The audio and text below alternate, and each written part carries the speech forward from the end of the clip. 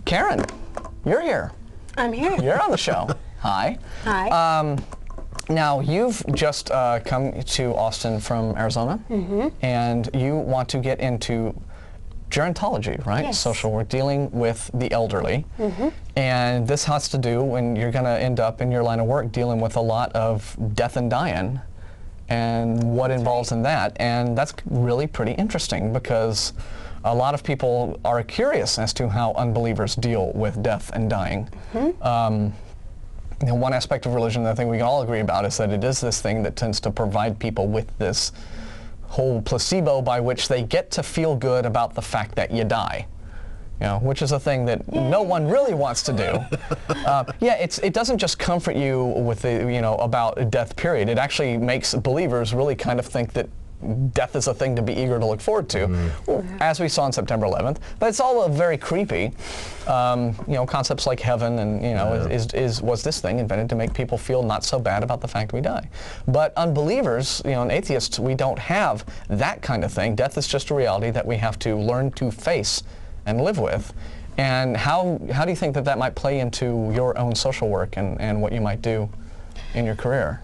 Well, I think in my career, I'm going to see a lot of, not just death and dying issues, but also just a lot of stuff dealing with the end-of-life process. And when people, especially when somebody knows, when someone gets hit by a car in the middle of their life, you can't really deal with those issues as much as when someone is dying of a terminal illness. When someone is dying with a terminal illness, it's almost kind of fortunate, because you can look at those issues, you can deal with them together as a family. Hopefully, you can start to examine, if you're given enough advance notice, like you have cancer or you have something and you're going to die soon, and what do you want to do left with your life before you die? What do you want to say to your family? What kind of provisions do you want to make? And is there anything that you wanted to accomplish during your life that you might still be able to accomplish in some way? And then there's even a big movement these days with people start to plan their own funerals and their own aftercare. Which it's called aftercare these days, and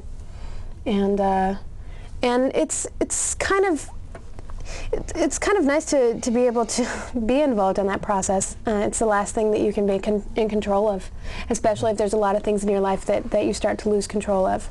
You at least choose to die with a degree of dignity. But now, do you anticipate that it might be harder if you, for example, are dealing with, I don't know, do you call them clients or patients, or? It depends on where you're working, really. If I was working in a nursing home, they'd be residents. Residents, okay. Well, let's say you're dealing with someone. Is it harder if that person is an atheist than if they were Christian or Jewish or some other faith? Because, again, there just seem to be fewer established processes out there for atheists to just deal with things that religious people, being in the majority in our culture, take for granted, such as, I guess, aftercare, and funerals and that sort of thing. And probably only a very small minority of the people you will ever deal with are going to be atheist. But do you anticipate that it's already? Do you know already? Do you already have some sort of sense yet if there aren't resources out there for dying atheists as opposed to a dying Christian? There are. In fact, I just read a wonderful book that's part of our library that's called Funerals Without God. Okay. And I was kind of hoping to write some sort of textbook eventually after I've gotten into the practice a little bit more. I tend to go about the whole thing from a non-religious perspective. Even if I'm working with a religious person, I don't try to prevent them from feeling religious about it, but I can still approach them with other more logistical issues, or just I can be a comfort without having to talk about God. I think you had mentioned that a lot of people don't prepare for it. Well, I'm losing my... Well, well, not so much don't prepare for it, but again, it's atheists. It just seems like there are fewer resources, or the resources are just less well known for atheist families, relatives of atheists, to deal with the whole process of aging and dying. And it seems to me that another problem that could crop up would be if you have, say, an atheist family member in a situation where most of the family are religious, and that person is dying, and there could be a conflict when the survivors who are religious insist upon giving the dying person some sort of religious funeral or send-off, and they don't want that. But how can they, here's another knotty issue, how can that person control, what's happening, what happens to them after they die, how they are memorialized? What provisions are in place to protect, say, an elderly atheist who then dies, and the survivors want to go ahead and have this big church funeral for them and pray over the body, when the dying atheist might just not want that, might want a perfectly secular funeral. How are you able to, what are the options by which anyone can ensure that religious family members will respect the wishes of their dead atheist relative and not, I know they think they're honoring that person's memory, but in fact they are kind of insulting their memory by just defying and denying that person's right to be an unbeliever and to be memorialized the way they wish to be. I mean, what's in place to protect those rights? There are a number of things that you can do. Because I'm not to interrupt you, but I know that in other areas, the wishes of the dead are quite often ignored when the families have things that they'd rather do. Especially when you get to homosexual seniors who have had a life partner, and sometimes at that point, if there's been no provisions taken in advance, sometimes when that person dies, their life partner, who may have been living with them for like 25 years, 30 years, the family doesn't want them to come to the funeral, and they certainly won't let them have any of the, say these people were living together and they were sharing a house together. Won't let that person have the house. They won't let the person have the house. They figure in order, I think there's actually an order of who it gets willed to if there was no will that dictates it, that it will go to the spouses first, the children second, the legal spouses first, the children second, the siblings third, and significant others, life partners, are way down there on the list. Maybe not that far, maybe even number 6, but still. It could be a family that was uncomfortable with the whole, with their lifestyle, and when they found out that this person was homosexual, stepped out of that person's life and didn't talk to them for the last 15 years, the last 30 years, whatever, and now that they're dead, they want to come in and step in and take possession of all the issues. Just ultimately heartless. Oh, it's very heartless. But again, the families don't see it that way, right? They're just sort of no, we're doing what's right. And, this is the person that they lived with for the last 15 years. Hypothetical example, of course, but still, just to say, sorry, but we don't agree with you, and so get out of our way while we split up the house among our family members and stuff like that. Take control of the funeral. Hey, really sorry for you, but. Leave now, please. A lot of stuff that's just really not very nice goes on after you have a person die.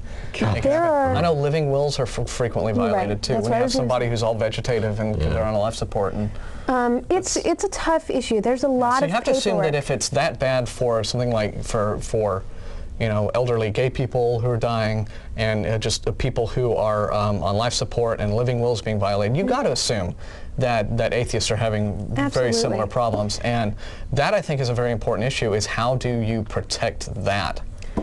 There is there are provisions that you can make, and it's always a good idea to start making them now. I don't know if you guys have dealt with it at all. A lot of people don't want to, just because they think if they start facing those issues, they're going to jinx themselves. I don't know if atheists believe in jinx, but they think no, we don't. They don't want to. They don't want to talk about and deal with end of life stuff. The majority of people don't want to deal with end of life stuff because it's a bad vibe. It's a bad thing to talk about. It's a very faux pas subject to even talk about, which we have to change. But you can fill out... Well, because it makes people think of their own mortality, which they don't want to think about. You can fill out, for example, you can fill out a power of attorney, which is a paperwork which says you can have a financial power of attorney and a legal power of attorney, the person who has the right to make decisions for you, especially if you make those But you have to now. assume that some of these gay couples you were talking about do that. So Not many, that's the problem. So they just don't think ahead. They don't think ahead. Well, it's Okay. education That's also. the problem. It is. It's a very education issue, and I see that people who have been through it, they've lost a family member where they weren't prepared, are a lot more likely to start planning that for the rest of their family. Yeah. You can fill out a power of attorney. This means that if you are an atheist and you have a family that's very, very religious, and say this has been causing friction between you and your other family members, you can fill out a power of attorney, which says that if I lose the ability to make my own decisions for my own care, then I want this person to be able to make those decisions for me. Which means that if I get even if you're not a senior, if you get struck by a car and you're in a coma, you know, and you have a power of attorney, then that person can be the one that makes the decisions for you, and they don't, and it can be a friend that you know thinks a lot like you have a lot in common with. You could be like your best friend in the world, which means that, you know, they're more likely to be the person that knows what you would have wanted. Right. There can be legal issues that crop up. So that's just a practical way to make sure that your rights are protected. It's a very practical way to make sure that your rights are protected. You can fill out a living will, which and a living will is a good thing, because in your living will you But can as we know, say, I mean, they do get violated. Right. You know? I mean, they do just get it, or just flatly ignored, and then they're all How legal are these documents? You know, power of attorney, living will, stuff like that. As in, if the family decides, you know, I'm sorry, but this person that we don't know anything about is now making all the funeral arrangements. Well, I think power of attorney would be something that would be, I mean, pretty solid. Yeah. Well, as I understand it, and I'm not completely immersed in the issue yet, but you can write your own living will and your own power of attorney. You can sign your name to it, and you can have somebody else sign it, and it is considered a legal document. Yeah. If you want to be really, really sure, and also it's a very good idea if you have these to make copies of it, many copies of it. Yeah. Keep one for yourself. Give one to, you know, your family, and if you want, you can give one to a lawyer that you trust. You can go and you can get legal forms from lawyers that deal with. There are specific lawyers that deal with gerontology issues. And there's probably, and I'm sure there's a ton of stuff on the internet. Oh, there's a ton of stuff on the internet. In fact, you can probably get some of these forms and print them out on the internet. Yeah. There are even And as you said, good idea to start thinking about it even when you're young.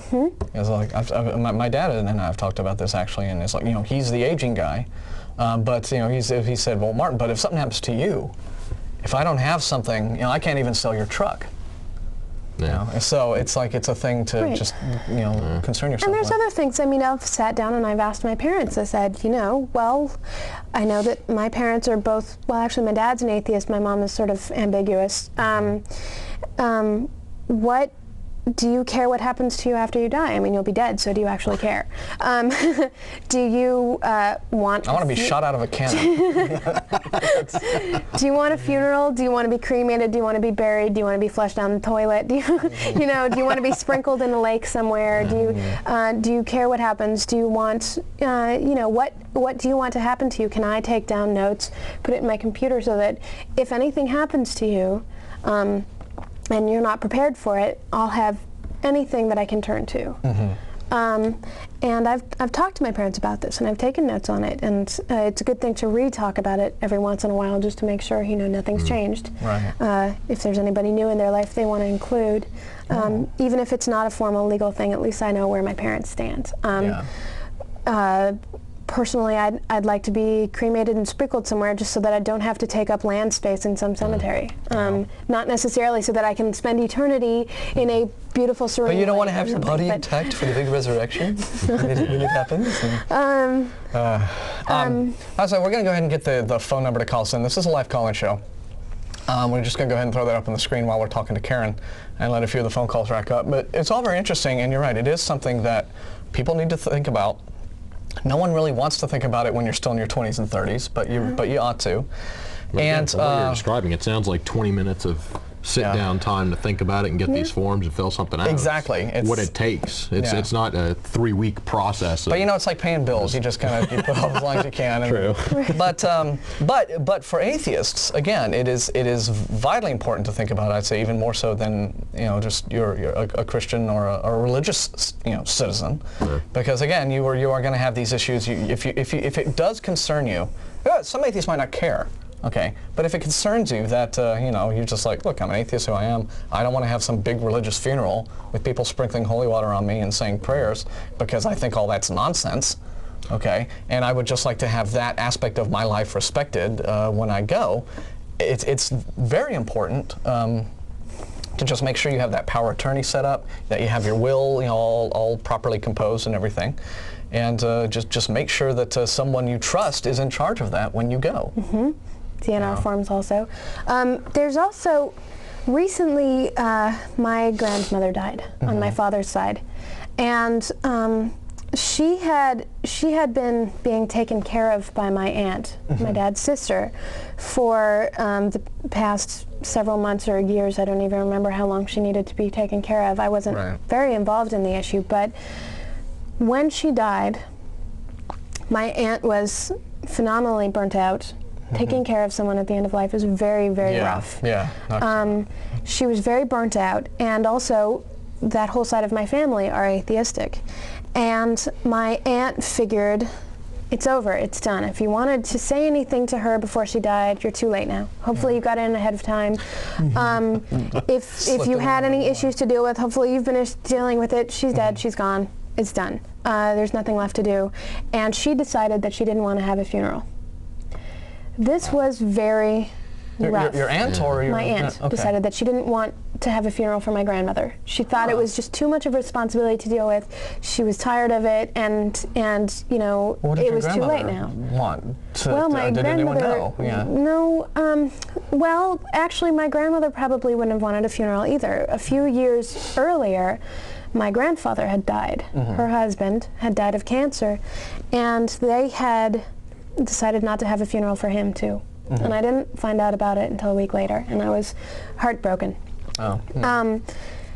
So my grandmother probably wouldn't have wanted a funeral for herself, because she also believed, listen, it's over, it's done, it's too late now.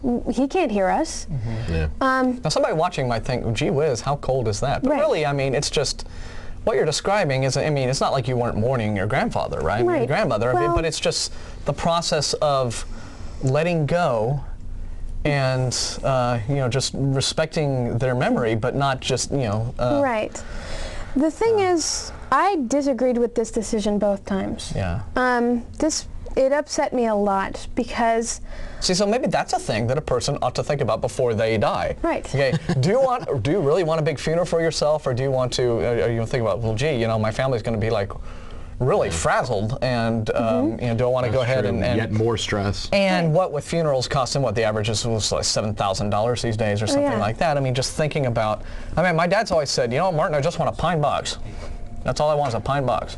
Yeah, and I'm like, well, we'll probably do better than that, Dad. As a matter of fact, there's a really great movie, and it's a book. So maybe, but that's a thing that the dying ought to think about, rather than just dying without your wishes being made clear, and leaving it all on the shoulders of your family, who are dealing with all kind of stuff, mentally and emotionally and logistically, and just trying to deal with your estate and the fact that you died and all of that. And so that's that's a thing that you ought to think about before you die. Right. And just to make sure that, okay, all is well.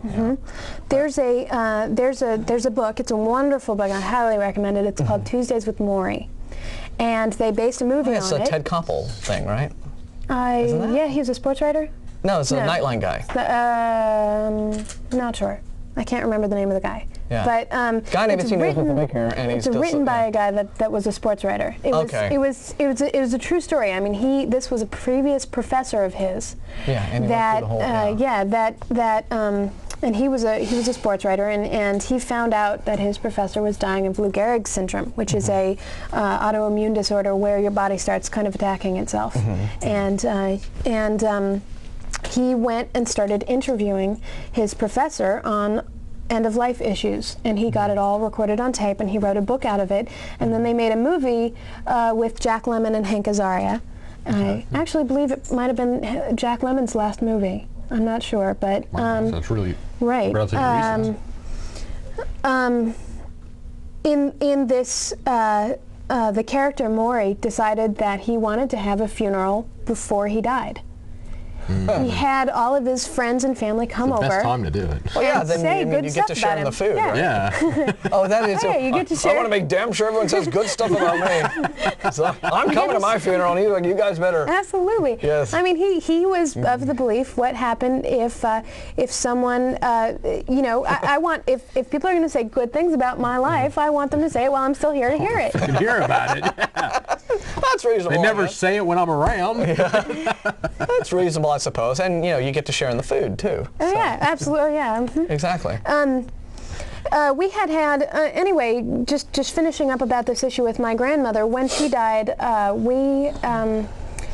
I talked to my dad and I was like, listen, I think that the problem is most atheists think that funerals are for religious people that want to talk, you know, say goodbye to this person. And that's just not how it has to be, because I need to be around other people that are mourning the loss of this person. I need to be in their company so that I can be sad with them and so that we can talk about this person's life and how they touched us and just kind of reflect on it. You don't have to say goodbye to the person that's already dead. Yeah. And we did that. My brother, my dad, and I, we got together and we had a little memorial service and we just talked about all of our good memories. Yeah. We cried together. And that's just a way of dealing. Yeah. Yeah. It was a very good way of dealing.